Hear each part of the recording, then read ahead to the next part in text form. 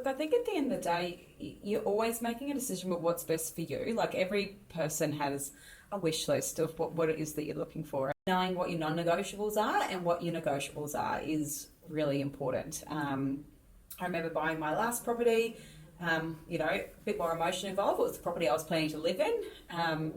There were some things where I was like, you know what, no matter what, I want to have a hot tub. Like that was my non-negotiable. There needed to be room for a hot tub, and my son wanted to be able to kick his soccer ball in the backyard, which I couldn't do at my last property. So they were my two non-negotiables. Everything else I was happy to be flexible on.